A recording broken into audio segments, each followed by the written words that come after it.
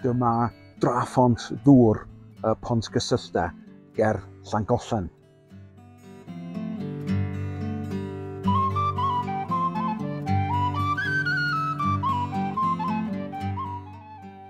Mi gafodd I ddylunio gyn Thomas Telford fel rhan o gamlas Ellesmere a'i chwblhau ym 1815 ar ôl cymryd rhyw 10 mlynedd i'w dylunio a'i hadeiladu.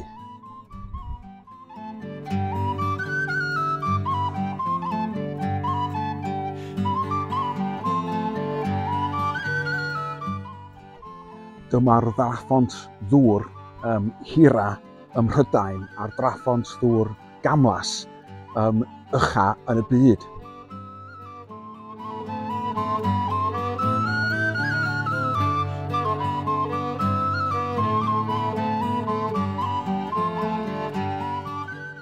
Dwi'n cofio'n dda iawn y tro cyntaf I mi deithio drosti mewn cwch yn ôl y 1974.